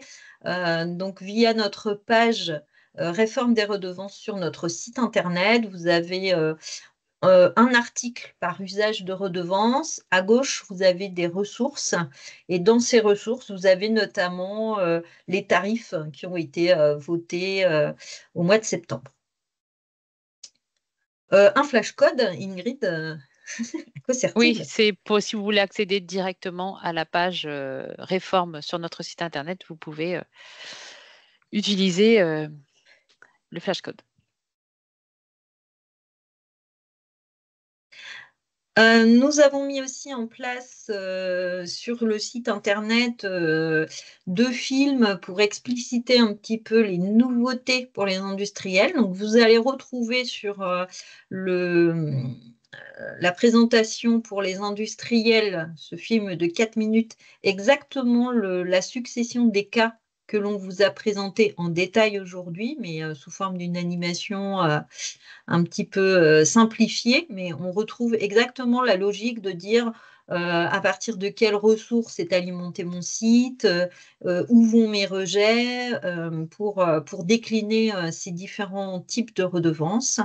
Et puis pour les collectivités, on a mis en place un film similaire pour qu'elles s'y retrouvent selon en fait les compétences dont elles ont la charge, puisque on peut avoir des cas où la compétence de distribution d'eau potable n'est pas portée par la collectivité qui fait le traitement des eaux usées. Donc, du coup, ça introduit aussi des cas différents de redevabilité.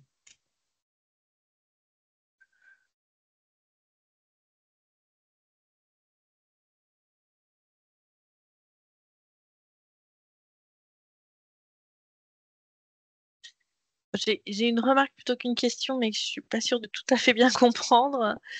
Nous aurons éventuellement une facturation sur notre facture d'eau potable pour une redevance sur un volume d'eau rejeté.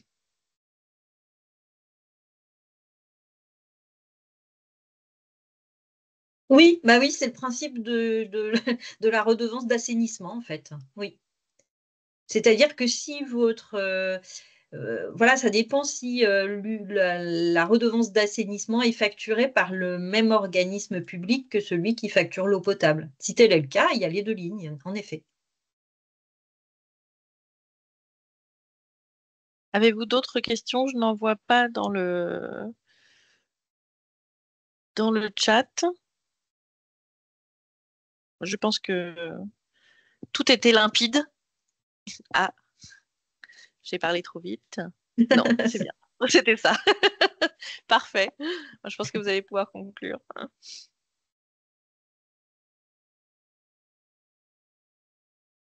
Peut-être Christophe, si vous êtes là pour quelques mots de conclusion. Oui, je suis là naturellement. Je crois que oui, en effet, je vous remercie tous. On vous remercie tous pour votre participation. Puis on a quasiment atteint les 2 heures. Mais il fallait bien ça pour entrer dans les détails parce que le tout constitue quand même un- un ensemble complexe qu'on a essayé de simplifier, de vous expliquer le plus clairement possible. Je ne reviens pas sur ce qui a été dit, sur tous les supports qui existent pour vous permettre de vous replonger parce qu'on ne comprend pas forcément tout, on ne retient pas tout au bout d'1h45, mais on s'est vraiment efforcé à l'agence de faire des supports d'explication et de présentation. Et puis voilà, et puis il y a toujours la possibilité de poser des questions auprès de vos relais locaux pour des détails ou pour des cas de figure qui n'auraient pas pu être présentés ou pris en compte lors des questions. Et puis voilà, nous sommes ravis d'avoir pu échanger avec vous sur ce sujet, sur cette réforme importante. Et on reste voilà, globalement à votre disposition pour vous l'expliquer encore si besoin est, parce que on ne fait pas une réforme des redevances toutes les années, Dieu merci. Et donc c'est évident que tout n'est pas compris ou toutes les conséquences ne sont pas bien intégrées immédiatement. Donc ça va évidemment prendre un peu de temps pour que ça rentre en routine, mais on est là pour expliquer et présenter toujours et encore tout cela en tant que de besoin. Voilà ce que je voulais dire. Et encore merci pour votre participation.